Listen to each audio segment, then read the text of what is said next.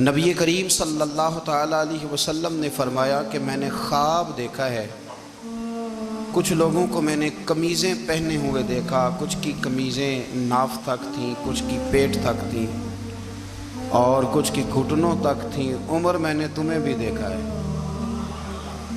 تمہاری قمیض تو پیروں سے ٹکرا رہی تھی۔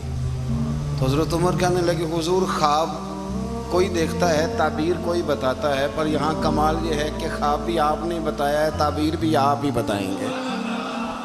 حضور پھر بتا دیں اس خواب کی تعبیر کیا ہے؟ تو حضور نے فرمایا تعبیر یہ ہے کہ کسی کا دین ناف تک، کسی کا گھٹنوں تک، کسی کا پیٹ تک، اور عمر تو سارا ہی دین میں لپٹا ہوا ہے، تو سارا ہی دیندار ہے، سارا ہی۔ حضرت عمر فاروق رضی اللہ تعالیٰ عنہ آئیڈیل ہیں، ایک ہیرو ہیں۔ ان کی زندگی کے درجنوں پہلو ہیں، ہر سال ہم ایک پہلو بیان کر دیتے ہیں، کبھی عدل و انصاف پہ بات کر لیتے ہیں، کبھی نظام حکومت پر۔ ان کی زندگی کا ایک پہلو آج بھی ہماری گفتگو کا عنوان رہے گا، پر حضرت عمر کا مرتبہ اور مقام یہ ہے کہ نبی کریم علیہ السلام نے فرمایا کہ جبریل امین 950 سال میرے عمر کی شان بیان کریں تو عمر کی شان ختم نہیں ہوتی۔ 950 سال اگر حضرت جبریل بھی بیان کریں تو یہ مقام ہے سیدنا فاروق اعظم کا۔ اللہ تبارک و تعالیٰ نے جس طرح سارے نبیوں میں شان حضور کو عطا فرمائی، اسی طرح تمام نبیوں کے حواریوں میں سب سے زیادہ شان حضور کے غلاموں کو عطا فرمائی۔ قرآن مجید میں اللہ کریم نے فرمایا یا ایھا الذین آمنوا قوا انفسکم واہلیکم نارا، فرمایا اے ایمان والو خود بھی جہنم کی آگ سے بچو اور اپنے گھر والوں کو بھی دوزخ کی آگ سے بچاؤ۔ خود بھی بچو اور اپنے گھر والوں کو بھی، کس کو جی؟ ہماری ساری نصیحتیں باہر والوں کے لیے۔ باہر ہمیں بہت بڑا لیکچر بھی دینا پڑے تو چلتا ہے، بہت بڑی داستان سرائی بھی کرنی پڑے تو چلتی ہے۔ سٹیٹس اور معیار یہ ہے کہ سارا کچھ باہر والوں کے لیے، اور گھر کے وہ پھول جن کی آبیاری بھی ہم نے کرنی تھی، کوئی جڑی بوٹیاں اگائیں تو وہ کاٹنی بھی ہم نے خود تھی، دھوپ اور چھاؤں کا خیال بھی ہم نے رکھنا تھا، وہاں ہماری نظر نہیں ہوتی۔ پڑوسی کے بچے کیا کر رہے ہیں یہ سارا پتہ ہوتا ہے، اور میرے گھر میں کیا گل کھل رہے ہیں اس کی مجھے خبر نہیں ہوتی۔ حضرت عمر فاروق نے جب یہ آیت نازل ہوئی تو فوراً عرض کیا یا رسول اللہ صلی اللہ علیہ وسلم اس کا کیا مطلب ہے کہ خود بھی دوزخ کی آگ سے بچو اور اپنے گھر والوں کو بھی بچاؤ؟ تو نبی کریم علیہ السلام نے فرمایا عمر اس کا مطلب یہ ہے کہ جن چیزوں کا اللہ رسول تمہیں حکم دیتے ہیں تم اپنے گھر والوں کو ان چیزوں کا حکم دو، اور جن چیزوں سے اللہ رسول تمہیں منع کرتے ہیں تم اپنے گھر والوں کو بھی ان چیزوں سے منع کرو۔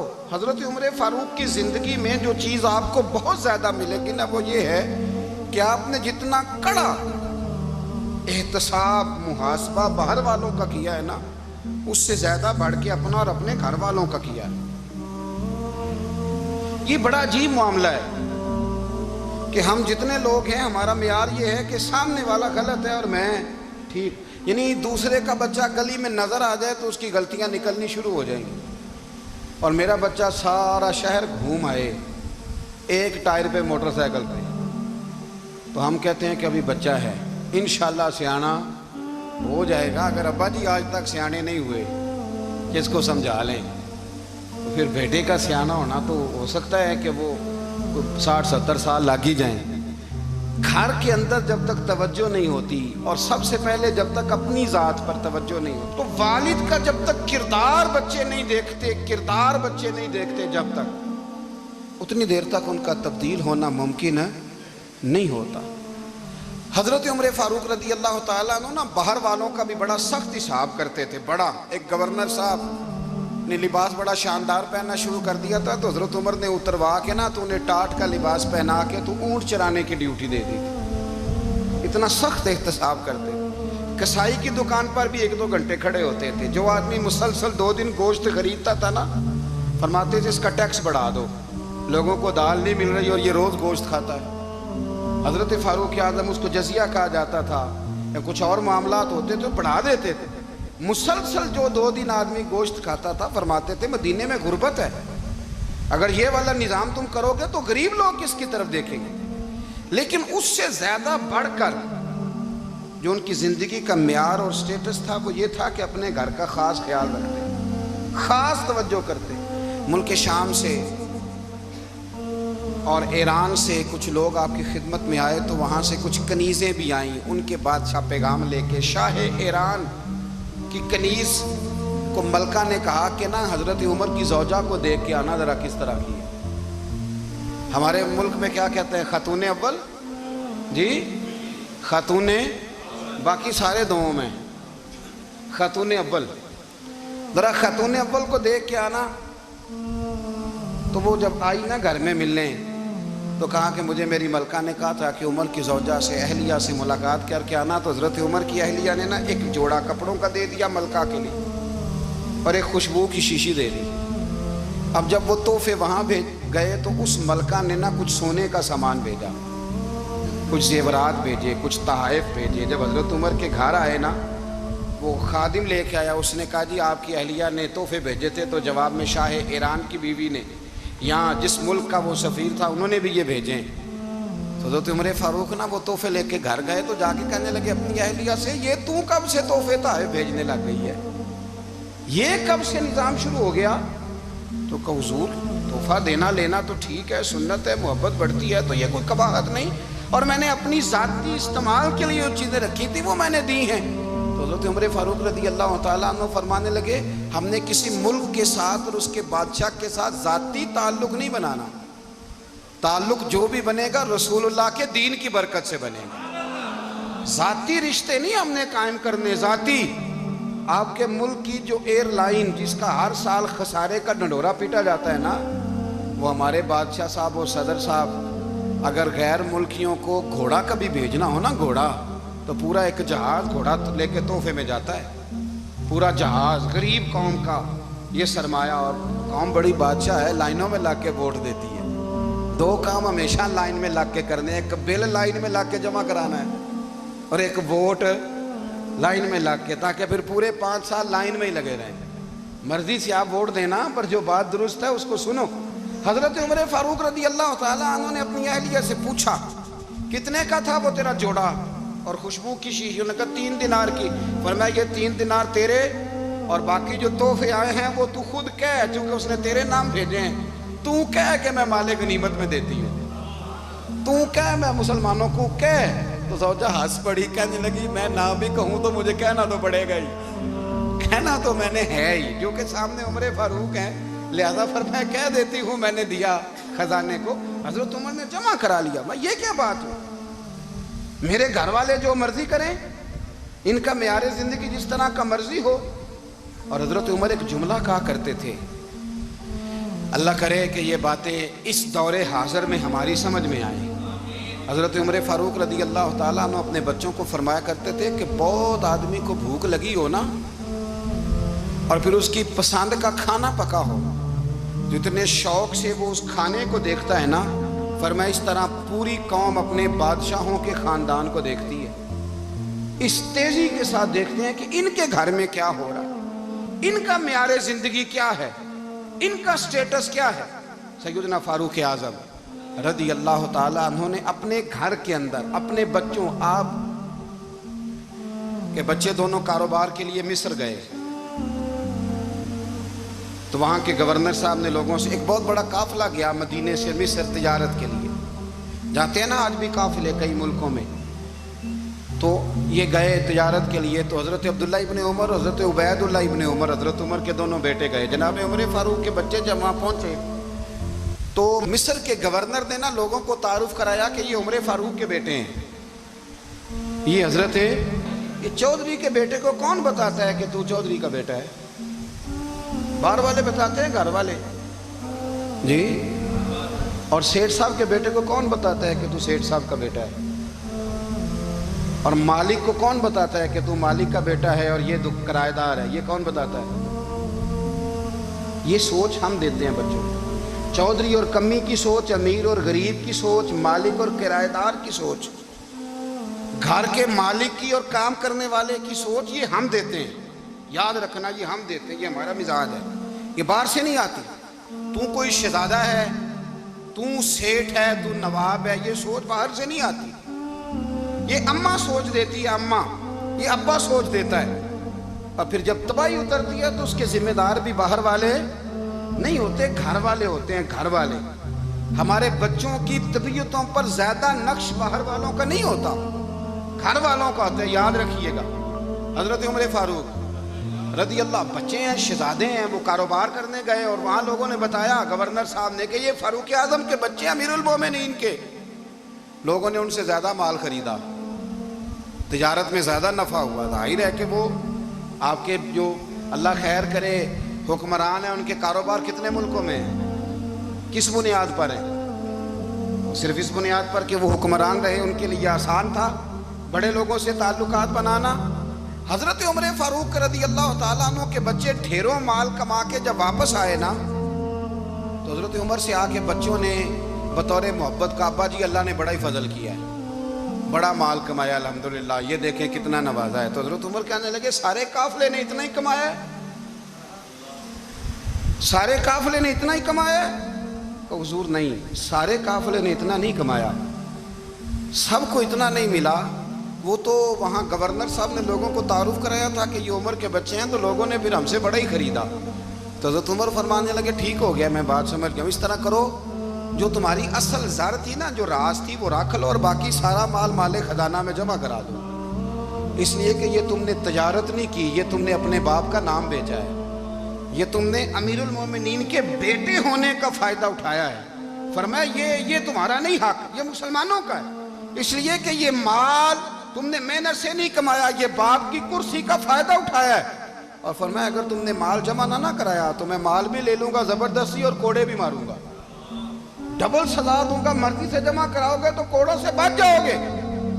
بڑے بیٹے نے تو جمع کرا دیا، تو چھوٹا تھوڑا پریشان ہوا، تو حضرت عبداللہ ابن عمر چھوٹے کا ماتھا چوم کے کہنے لگے بیٹے چپ کر کے جمع کرا، یہاں بھی فخر کر کے ہم عمر کے بیٹے ہیں، اور قیامت میں بھی فخر کریں گے کہ ہم فاروق اعظم کے بیٹے ہیں۔ یہاں بھی ناز کریں گے اور وہاں بھی ناز کریں گے کہ عمر کے بچے ہیں۔ ہمارے باپ نے خود بھی حلال ہی کھایا ہے، اور جب ہماری کمانے کی باری آئی ہے تو ہمیں حکم بھی حلال کھانے کا دیا۔ بھائی ہمارا مزاج نہیں۔ بچہ جب لے کے آتا ہے 2 لاکھ روپیہ تو کبھی پوچھا کہاں سے آیا ہے؟ جب وہ پہلے دن غلط دوستوں کے پاس جا کے بیٹھتا ہے تو کبھی نکالا گھر سے اسے؟ یہ بہت سارے خمیازے ہمیں اس لیے بھگتنے پڑتے ہیں کہ ہم ابتدا میں سوراخ بند نہیں کرتے، جب اس میں شگاف پڑ جاتا ہے، سیلاب آتا ہے تو ہمیں ہوش آتی ہے۔ حضرت عمر نے اپنے گھر میں نگرانی رکھی، کڑی نگرانی، زیادہ نماز گھر میں پڑھتے تھے حضرت عمر، نفلی نمازیں زیادہ کیوں بلا؟ بھائی یاد رکھیں کہ آپ نے اگر سجدہ کرنا ہے تو بچہ لیٹ جائے گا، وہ اسے پتہ کوئی نہیں سجدہ کیا ہے، لیکن جب گھر میں کبھی قرآن ابا جی کھول لینا، جب ابا جی کا موڈ بن جائے نا لیکچر دینے کا، وہ گھر میں شروع ہو جاتے ہیں، کہتے ہیں آپ لوگ نماز نہیں پڑھتے اس لیے میرے کاروبار میں برکت کوئی نہیں، تم سویرے قرآن پاک نہیں کھولتے تو میں تباہ ہو گیا۔ تو میاں آپ نے کب گھر میں قرآن پاک کھولا تھا؟ آپ نے کب نماز پڑھی؟ آپ نے کب گھر کے اندر اللہ رسول کا ذکر کیا تھا؟ آپ نے کب حدیث چھیڑی؟ آپ نے بھی تو گھر کے اندر جب بھی آپ آئے ہیں تو آپ نے وہی کچھ کیا جو دنیا دار کرتے ہیں۔ آپ بھی تو اپنا موبائل لے کے الگ کونے میں بیٹھ گئے، آپ نے بھی تو کہا ہے کہ اب تمہارے چینل ختم، اب میری مرضی والا چلے گا۔ جو آپ نے کیا ہے بچے بھی وہی کام کریں گے۔ آپ نے بھی گپ شپ لگائی ہے تو وہ بھی لگا رہے ہیں۔ یہ سمجھ لیں جو کام آپ کریں گے آپ اپنے بچوں کی سیرت میں اس کا جلوہ دیکھ لیں گے۔ بڑی پکی سی بات ہے کہ آپ کو بچے کی عادتیں دیکھ کے سمجھ آ جائے گی کہ میں بھی یہی کرتا تھا اور یہ بھی۔ حضرت عمر فاروق رضی اللہ تعالیٰ عنہ وصال فرما گئے، تو آپ کے وصال کے بعد حضرت عثمان غنی رضی اللہ تعالیٰ عنہ نے آپ کی ایک بیوہ سے نکاح کیا، حضرت عمر کی ایک بیوہ سے۔ جب وہ آپ کے نکاح میں آئی تو کہنے لگی حضرت عثمان غنی سے کہ حضور نہ تو میں خوبصورت ہوں اور نہ میں جوان ہوں، نہ آپ کی کوئی خدمت کر سکتی ہوں، میرے ساتھ نکاح کرنا سمجھ میں نہیں آیا۔ کیا شاندار جواب دیا حضرت عثمان غنی نے، کیا خوبصورت جواب دیا۔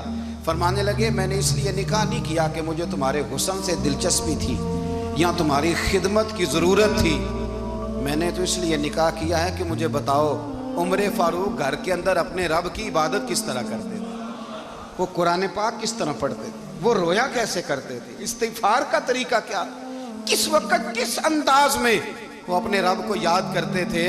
اس لیے کہ عمر کئی دفعہ گھر سے آتا تھا تو میں اس کے چہرے پر نور دیکھا کرتا تھا, میں روشنی دیکھتا تھا, ایک معیار دیکھتا تھا. نکاح اس لیے کیا ہے کہ مجھے عمر کی جو گھر کے اندر کی عبادت ہے اس سے آگاہ کرو, تاکہ عثمان غنی بھی چاہتے ہیں اس طرح کے عمل کرو جس طرح کہ عمر فاروق کر کے گئے ہیں. بھائی جب تک ہم اپنے گھر میں وہ توجہ نہیں دیں گے, وہ مزاج دیکھیں نا, ہمارے گھروں میں جب نقشہ پاس ہوتا ہے تو ٹی وی لان بھی اس میں ہوتا ہے, ڈرائنگ روم بھی ہوتا ہے, نماز کی جگہ بھی ہوتی ہے نقشے میں. صحابہ جب گھر بناتے تھے تو ایک مسجد بیت کا نقشہ پاس کرتے تھے, ذہن میں رکھتے تھے کہ یہ کونا نماز کے لیے, وہاں جوتے لے کے کوئی نہیں جائے گا, وہاں نماز پڑھی جاتی تھی, عورتیں وہاں اعتکاف کرتی.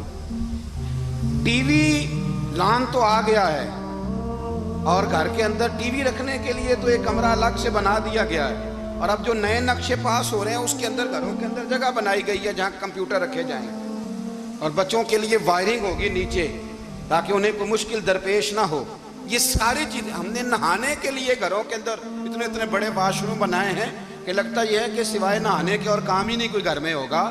ہر چیز آ گئی, پر اللہ کرے کوئی تفسیر بھی ٹیبل پہ پڑی نظر آئے, کوئی حدیث کی کتاب بھی ٹیبل پہ پڑی نظر آئے. اللہ کرے کہ جس طرح ابا لطیفہ سن کے آتا ہے تو جب تک سنا نہ لے اسے ہضم نہیں ہوتا. اللہ کرے کہ وہ جمعے میں بیان سن کے جائے تو اس کا بھی دل کرے میں اپنے بچوں کو سناؤں. وہ نبی پاک کی کوئی حدیث کہیں سے سنے تو گھر جا کے سنائے. جب تک یہ معیار نہیں بنتا, آپ کیسے توقع کرتے ہیں کہ گھر کے اندر اللہ کی رحمتیں نازل ہوں گی؟ آپ یہ کیسے توقع کرتے ہیں کہ گھر کے اندر وہ معیار اور وہ مزاج بنے گا؟ حضرت عمر فاروق نے ذاتی زندگی پر جو توجہ دی, گھر والوں کے معیار پر جو توجہ دی حضرت عمر فاروق رضی اللہ تعالیٰ عنہ نے, وہ بھی بڑی دیدنی ہے. حضرت ابو موسیٰ اشعری کو نا آپ نے وزیر خزانہ بنایا, وزیر خزانہ. تو حضرت ابو موسیٰ اشعری کہتے ہیں کہ حضرت عمر کو شیخ خزانے میں رہنے تو دیتے نہیں تھے. ایک دن نا میں صفائی کر رہا تھا اس کمرے کی جس میں خزانہ رہتا تھا. ہمارے تو ملک میں جو جاتا ہے وہ صفائی کر کے ہی جاتا ہے, اللہ خیر کرے.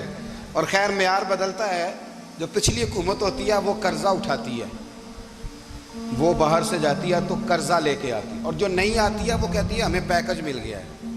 وہ قرضہ نہیں اٹھاتے, ان کو کیا ملتا ہے, یعنی پچھلی نے قرضہ لیا تھا اور ہم نے, واہ جی واہ کیا خوبصورت انداز ہے, اس کا نام بدل کے نا انہوں نے قرضہ لیا تھا اور ہم نے, میں کہا بڑے شاندار سیانے بندے ہو گئے. اور اللہ تعالیٰ خیر فرمائے, ہمارے جو بڑے شاندار قسم کے دوست ہیں نا, شاندار, جن کا ادب سے نام لیتے ہیں, وہ عرب کے بادشاہ ہیں. ہم تو عرب خالی کہتے بھی نہیں, عرب شریف کہتے ہیں, عرب شریف. انہوں نے پتہ کیا کیا ہے, انہوں نے اس طرح کیا ہے کہ جو کشمیریوں کا قاتل تھا نا اس کے گلے میں میڈل ڈال دیا ہے. یہی کام وہ کرتے رہتے ہیں. انہوں نے پہلے انہیں بلا کے مندر بھی بنوائے تھے, ہمیں کوئی شکوہ نہیں, ان کی زمین ہے, اللہ تعالیٰ توفیق عطا کرنے والا ہے. پر خیال یہ تھا کہ چلو کشمیریوں کے زخموں پر نمک نہ چھڑکتے, 2 مہینے انتظار کر لیتے, کچھ حالات سنور جاتے, کچھ تھوڑا انتظار. ہیں ہمارے دوست, ہمارے وزیر اعظم صاحب جب جاتے ہیں تو وہ پھولوں کا ہار ڈالتے ہیں ہمارے دوست, لیکن انہیں وہ حدیث یاد نہیں کہ نبی پاک علیہ السلام نے فرمایا جب میرے مومن کو تکلیف ہوتی ہے تو مجھے بھی گنبد خضرا میں تکلیف ہوتی ہے. انہیں نہ کشمیریوں کا خون یاد نہیں آیا, انہیں برہان وانی کی کٹی ہوئی لاش یاد نہیں آئی, انہیں 30,000 بیوہ عورتیں 30,000 بیوہ عورتیں یاد نہیں آئی, 30,000 بیوہ عورتیں جن کے سہاگ اجڑ گئے, اور انہیں 1.25 لاکھ یتیم بچہ یاد نہیں آیا جو یتیمی کی زندگی گزار رہا ہے. اور اس کے باوجود بہت بڑے ذمہ دار ہیں وہ. مجھے پڑھ لینے دو آج احمد فراز کا شعر. وہ ہمارے مکتب کوئی ایسا نہیں کہ وہ مولوی تھا, وہ غیر جانبدار تھا, پر مجھے آج پڑھ لینے دو اس کا شعر. ایک کلیجے کا درد ہے, پڑھ لینے دو. اس نے کہا تھا کہ پڑھتا ہوں تو کہتی ہے یہ خالق کی کتاب ہے, مثل یہودی یہ سعودی بھی عذاب, اس قوم کے بارے میں کیا لکھوں فراز, کعبے کی کمائی سے جو پیتے ہیں شراب, کعبے کی کمائی سے جو پیتے ہیں شراب, اس قوم کے بارے میں کیا لکھوں فراز. کہ کعبے کی کمائی سے جو پیتے ہیں شراب, میں خیال نہیں آیا تمہارا صرف دین یہ ہے کہ قبریں گرا دو, مزارات گرا دو فقط یہ دین ہے؟ کوئی نبی پاک کے روزے کی طرف منہ کرے تو اسے مشرک کہو، یہ دین ہے؟ اس کا نام مذہب رکھا ہے تم نے؟ مذہب تو اس کا نام ہے کہ جو رسول اللہ کا نام لینے والا ہے وہ ہمارا یار ہے، اور جو نبی پاک کا نام لینے والا نہیں، ہمارا اس سے کوئی تعلق یہ دین ہے۔ حضرت عمر فاروق کی سیرت سنا رہا ہوں، حضرت عمر کی۔ حضرت ابو موسیٰ اشعری نے ایک عیسائی کو منشی رکھا تھا، اکاؤنٹ آفیسر حضرت ابو موسیٰ اشعری نے۔ تو حضرت عمر فاروق بول پڑے، کہنے لگے تمہیں مسلمان کوئی نہیں ملا تھا؟ کلمہ گو نہیں تمہیں نظر آئے؟ کشمیریوں کی لاشیں نظر نہیں آتی؟ ان کا خون بہ رہا ہے، تباہی اتر رہی ہے، اور تم قاتل کو گولڈ میڈل پہنا رہے ہو؟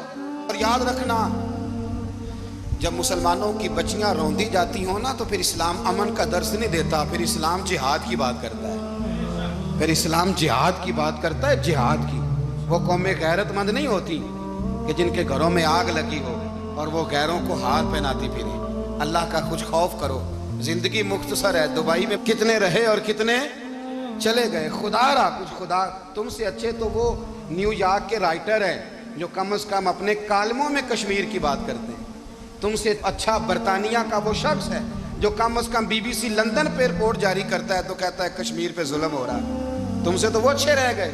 تم نے بات کرنا تو دور کی بات، تم نے دشمنوں کے گلے میں ہار پہنانے شروع کر دیے۔ کل جب پوچھیں گے بلا کے تم کو اپنے سامنے، کیا جواب جرم دو گے تم خدا کے سامنے؟ بڑی تکلیف ہوئی، بڑی تکلیف ہوئی۔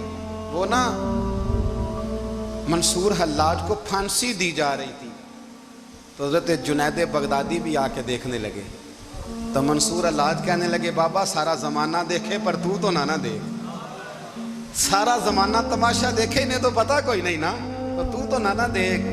عرب شریف والو، ٹرمپ اسے انعام دیتا تو تکلیف کوئی نہیں تھی، ملکہ وکٹوریا اسے انعام دیتی تو تکلیف کوئی نہیں تھی، پر تم تو نہ ایسا کرتے، تم تو اپنے تھے، تم تو کلمہ گو تھے، تم تو یہ ظلم نہ کرتے، تم تو یہ حرکت نہ کرتے۔ میں کہتا ہوں ٹھہر ہی جاتے، جانا نہیں دنیا سے، اللہ کے حضور حاضر نہیں ہونا۔ جب رسول اللہ قبر میں آئیں گے تو کیا جواب دو گے؟ خدا را، حضور نے فرمایا تھا گناہ روک نہیں سکتے تو دل میں ہی برا جان لو۔ ذالک اضعف الایمان، یہ کمزور ایمان ہے، کم از کم اتنی حد تک تو آ جاؤ، دشمن سے گلے تو نہ ملو۔ خدا را سمجھیں، ہمارا پہلا تعارف یہ ہے کہ ہم رسول اللہ کے غلام ہیں۔ اقبال نے کہا تھا وطن کا بت نہ بنانا، وطن کو بت نہ بنانا۔ اقبال کہنے لگے ان تازہ خداؤں میں بڑا سب سے وطن ہے، جو پیرہن اس کا ہے وہ مذہب کا کفن ہے، اس لیے کہ بازو تیرا توحید کی قوت سے قوی ہے، اسلام تیرا دیس ہے، اسلام تیرا دیس ہے، کیونکہ تو مصطفی ہے، تو نبی پاک والا ہے، مصطفیٰ والا، اسلام تیرا دیس ہے، تو مصطفی ہے۔ امریکہ میں جو مسلمان رہتا ہے ہمارا بھائی ہے، اور پاکستان میں جو مرزائی رہتا ہے اس سے ہمارا کوئی تعلق نہیں ہے۔ حضرت عثمان غنی نے اپنے چچا کے بیٹے سے کہا تھا کہ تو کلمہ نہیں پڑھتا تو تیرا میرا رشتہ کوئی نہیں۔ بلال حبش سے آیا ہے پر میرے نبی کا غلام ہے تو سگے بھائیوں سے بھی آگے ہے۔ ہزاروں قومیں وجود میں آئیں دہر میں خشک و تر کے رشتے سے، پر ہم نے بنیاد دوستی رکھی یاد خیر البشر کے رشتے سے۔ اپنی ملت پر قیاس اقوام مغرب سے نہ کر، خاص ہے ترکیب میں قوم رسول ہاشم، کچھ خیال کرے۔ پہلا تعارف دین ہے، اگر دین نہیں تو پھر کسی وطن کی کوئی ضرورت، اس لیے کہ پاکستان کا تصور اقبال نے پیش کیا نا، تو اقبال کہنے لگے ان تازہ خداؤں میں بڑا سب سے وطن ہے جس کو تم بت بنا کے پوجتے ہو۔ ہمارا وطن تو ہمیں جان سے زیادہ پیارا ہے، پر پہلے پاکستان نہیں، پہلے اسلام، پہلے اسلام تیرا دیس ہے، تو مصطفی ہے۔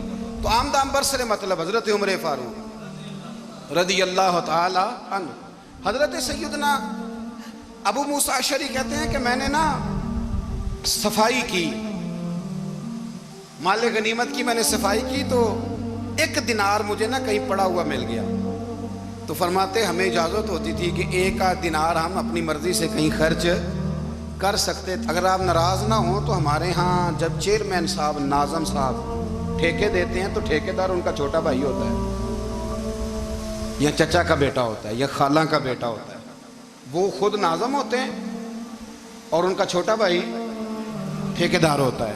यानी वो ना सारा कुछ घर के अंदर ही रहता है, घर के अंदर एक पैसा देता है, दूसरा वापस उसको वापस कर देता है, घर के अंदर ही। अब तो खैर हमारे लोग समझदार हो गए, एक बंदा एक सियासी जमात में होता है, दूसरा दूसरी में, और तीसरा जिसकी भी हुकूमत आई, हुकूमत तो हमारी रहेगी ना, एक बंदा तो है ना उस जमात। ये अच्छा लोगों ने एक तरीका निकाला है। तो हज़रत उमर के बेटा गुजर रहा था, तो हज़रत अबू मूसा अशअरी कहते हैं मैंने सफाई की तो 1 दिनार निकला, तो मैंने वो 1 दिनार ना हज़रत उमर के बेटे को दे दिया। मैंने कहा लो बेटा अपने चचा की तरफ से तोहफा। तो घर जाके उन्होंने हज़रत उमर को बताया कि चचा ने पैसे दिए हैं, छोटे बच्चे थे। हज़रत उमर ने हज़रत अबू मूसा अशअरी को बुला लिया और बुला के फरमाने लगे मैं तो तुम्हें अपना दोस्त जानता था और तूने मेरी औलाद को ही दुनियादार बनाना शुरू कर दिया, मेरे बच्चों को ही तुमने दुनियादार पैसों पे लगाना शुरू कर दिया, मैं तो तुम्हें यार समझता था। फरमाया तुम्हें चाहिए था मेरे बेटे को नसीहत करते कि बेटा पैसों से रब राजी नहीं होता, उसकी रिजा वाले काम किए जाएं तो रब राजी होता है। और फरमाया तुम्हें कोई और घर नहीं मिला था तबाह करने के लिए, मेरा ही घर मिला था, उठाओ अपना दिनार और खबरदार आज के बाद मेरे बच्चों के साथ ये वाली नेकी ना करना। और हमारा क्या स्टेटस है, दोस्ती है ही उससे जो तोहफे ज्यादा दे, जो बच्चों को खराब करने में मदद ज्यादा करे, उसके साथ ये रहा। हजरत उमर ने घर पे और सबसे बढ़कर अपनी ज़ात पे तवज्जो की। हजरत अबू मालिक रदी अल्लाह ताला अन्हु कहते हैं मैं उमर के पीछे पीछे एक बाग में गया, अक्सर उस बाग में जाया करते थे, और उमर जाके ना तो दरख्त के नीचे बैठ गए और फरमाने लगे ओ अमीरुल मोमिनीन अल्लाह से डर जा, वरना जिस रब ने हुकूमत दी है वो अजाब भी बड़ा देगा, डर जा रब से। कभी सारी जिंदगी हजरत उमर ने अपना कोई तारुफ नहीं कराया, कभी नहीं। एक बंदे ने आपके सामने तारीफ कर दी आपकी, तो फरमाने लगे तो खुद भी हलाक हुआ और मुझे भी हलाक कर दिया, क्या जरूरत पड़ी है मेरी तारीफें करने की, इतनी देर मेरी तारीफ में लगाई, अल्लाह का जिक्र करता रब तुझे सवाब देता, हुजूर पे दुरूद पढ़ता तो रब तेरे ऊपर रहमतें नाजिल करता, किस चक्कर में है? आज जितना अच्छी कोई खुशामद करे उतनी अच्छी वजारत मिलती है, जितनी अच्छी उसको जो है वो चापलूसी करनी आया दर्जा भी उसे उतना ही अच्छा मिलता है। हजरत उमर फारूक रदी अल्लाह ताला अन्हु आपके बेटे कहते हैं, साहिब फतूह शाम ने लिखा है, आपके साहिबजादे कहते हैं मैं निकला तो मेरे अब्बा जी ना अपनी पुश्त पर मशकीज़ा रख के कुएं से पानी भर के आ रहे थे। मैं दौड़ के आगे गया, मैंने कहा अब्बा जी मुझे दे दे। फरमाने लगे बेटा तेरा क्या ख्याल है, कोई और नहीं था मशकीज़ा भर के लाने के लिए, तेरा क्या ख्याल है? कहा अब्बा जी बड़े लोग थे पर आप क्यों उठा रहे हैं? फरमाने लगे नफ्स ना जरा मेरा बड़ा हो गया था, इसे जरा जलील कर रहा हूँ, जरा अपना मुहासबा कर रहा हूँ, ये मुझे कह रहा था तो बड़ी चीज़ है, तो मैं ना अभी मशकीज़ा घर रख के आऊँगा, फिर तेरी माँ ने मुझे कहा है कि घर में लकड़ियाँ कोई नहीं जलाने के लिए, फिर मैं जंगल से लकड़ियाँ काट के लाऊंगा। अब मैं अमीरुल मोमिनीन बन के ना तो मेरा नफ्स थोड़ा बड़ा हो गया। अब यकीन करें हमारा आज़मा खराब हो जाता है जब तक हमारा तारुफ सही ना हो, हमारा तारुफ ठीक ना हो, मैं ये होता हूँ मैं वो होता हूँ, छोड़ मिट्टी देते मिट्टी रहना ही, मिट्टी देते मिट्टी देते मिट्टी रहना ही, एवी कादी बल्ले बल्ले अज मिट्टी दे उत्ते बंदिया ते कल मिट्टी दे थल्ले, मिट्टी देते मिट्टी रहना ही कादी बल्ले, मुझे पूछ लो मुझे जान लो मेरा नाम ले लो, मैं भी आया हूँ, मैं भी होता हूँ, मेरा भी ये तज़किरा है, मैं बदकार पुराना खादम किसे दर मिली न ढोई, ये ते वासफ यार ने नजर जो की थी ते वासफ वासफ ही होई। ये तो बड़ी बात की बात है, तो बात की बात है साहब, वरना मन नानम के मन नानम, जो हम हैं उसका हमें पता तो है ना भाई। कभी भी ये जो जात का चक्कर है ना, मैं भी हूँ मुझे भी, ओ भाई याद रखो मैं कौन हूँ, ये जो नाम नमूद और ये ख्वाहिशें और ये जो वकार, ये तो कमजोर लोगों का तरीका है, जिसको अपना तारुफ कराना पड़ गया उससे भी ज्यादा कमजोर कोई है, फोटो में दिखाता फिरता है फलाने के साथ फोटो फलाने, तो कमजोर बंदे ये काम कर। हजरत उमर फारूक अल्लाह अकबर, हजरत उमर जैसा बंदा 24 लाख मुरब्बा मील का हुक्मरान, और शाह रूम को खत लिख के कहता है मैं मिन्नत नहीं करता मैं हुक्म देता हूँ, इतना तगड़ा बंदा। जंगे कादसिया के लिए हजरत साद बिन नबी वकास को भेजा, फतूह शाम पढ़ के देखें। हजरत उमर बड़े परेशान हैं, इतने दिन हो गए कोई रिपोर्ट ही नहीं आई, अब तो मोबाइल है ना, एक एक मिनट की रिपोर्ट लें आप, बल्कि आप एक मिनट की फोटो लें आप, रिपोर्ट तो दूर रह गई। हजरत उमर फारूक रदी अल्लाह ताला अन्हु बड़े परेशान है कि कादसिया में हजरत साद बिन नबी वकास के साथ लोग जिहाद करने गए, रिपोर्ट कोई नहीं आ रही, इतने परेशान थे कि बाहर निकल के ना اس رستے پہ بیٹھ جاتے جو رستہ قادسیہ کی طرف سے آتا تھا.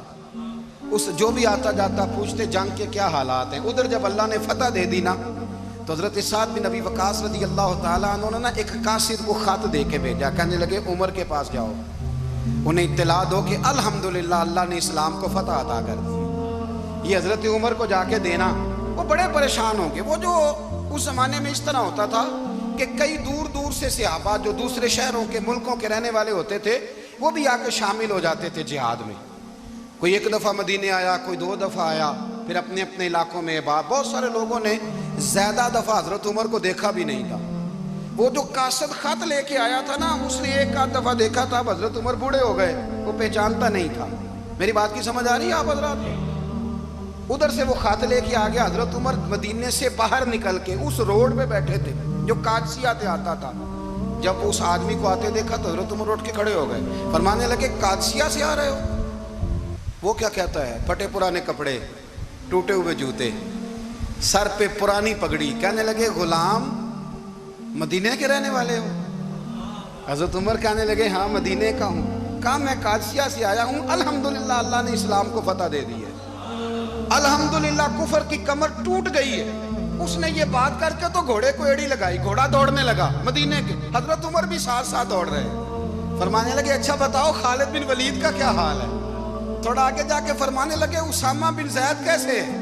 وہ کہتے ہیں ٹھیک ہے. پھر اس نے اور گھوڑا, عمر ساتھ ساتھ دوڑ رہے ہیں, ساتھ ساتھ. 24 لاکھ مربع میل کا حکمران, ایک جوتا پیر سے نکل گیا, عمر دوڑ رہے ہیں. آگے جا کے پوچھتے ہیں سعد بن ابی وقاص کا کیا حال ہے؟ کہا حضور وہ بھی ٹھیک ہے. کتنے لوگ میرے شہید ہو گئے مسلمانوں میں سے؟ کہنے لگا صحیح گنتی کا نہیں پتا, یہ لفظ ادا ہوتے ہوتے مدینے کی سرحد آ گئی. لوگوں نے عمر کو گھوڑے کے ساتھ دوڑتے دیکھا تو کہا امیر المومنین کیوں دوڑ رہے ہیں؟ وہ غلام چھلانگ لگا کے نیچے آیا, قدموں میں بیٹھ گیا. کہنے لگا حضور آپ نے بتایا ہی نہیں آپ امیر المومنین ہیں. آپ فرمانے لگے کیا بتاتا؟ میں تو اونٹ چرانے والے کا پتر ہوں, کیا بتاتا؟ وہ عمر ہوں جس نے اپنے گناہوں کا حساب دینا ہے, کیا بتاتا؟ جو سعد بن ابی وقاص کو جہاد پہ بھیج کے خود بزدلوں کی طرح گھر میں بیٹھا ہے, کیا بتاتا؟ کوئی حیثیت نہیں, کوئی طور. تو نے اچھا کیا, تو مجاہد تھا, مجھے ساتھ ساتھ دوڑایا, تو نے اچھا کیا. جتنے لوگ تھے چیخیں مار کے رونے لگے. حضرت فاروق اعظم سے کہنے لگے عمر جب تک تیرے جلوے رہیں گے اللہ کامیابیاں ہی عطا فرمائے گا, جب تک تیرا رنگ رہے گا اللہ تعالیٰ نوازتا ہی رہے گا. کچھ نہیں, کبھی اپنا آپ ظاہر ہی نہیں کیا. بہت بڑے تھے, بہت بڑے تھے حضرت عمر, بڑے تھے, لیکن ساری زندگی اپنے محاذ. حضرت ابو رافع غلام تھے, قرآن پاک بڑا سونا پڑھتے تھے. حضرت عمر جب بھی انہیں ملتے کہتے ابو رافع تو عمر سے اچھا ہے, قرآن بڑا شاندار پڑھتا ہے. تو وہ کہتے حضور اگر میں قرآن صحیح پڑھتا ہوں تو آپ کو قرآن کی تشریح زیادہ صحیح آتی, آپ بھی تو مجھ سے افضل ہیں. تو آپ فرماتے نہیں پھر بھی تو مجھ سے افضل ہے. کیوں؟ اس لیے کہ تو اپنے غلام اپنے آقا کی نوکری بھی ٹھیک کرتا ہے اور رب کی عبادت بھی ٹھیک کرتا ہے, اور مجھے خالی صرف عبادت کرنی ہوتی ہے وہ بھی ٹھیک نہیں کر پاتا. ساری زندگی اپنا محاسبہ, ساری زندگی اپنے گریبان میں دیکھا, ساری زندگی اپنے آپ کو پرکھا, اپنے آپ کو ٹٹولا. 62 سال عمر بیت گئی.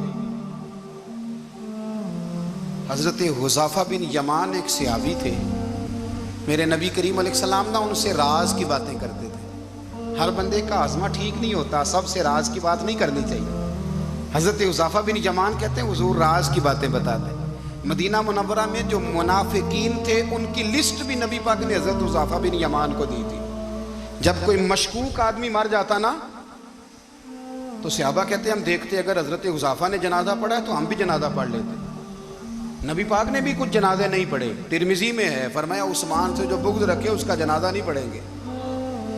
حضرت حذیفہ بن یمان اگر جنازہ پڑھتے تو لوگ پڑھتے, وہ نہ پڑھتے تو لوگ جنازہ نہ پڑھتے. حضرت حذیفہ بن یمان کہتے ہیں جناب عمر فاروق کی خلافت کے آخری ایام تھے, کچھ دنوں کے بعد وہ شہید ہو گئے.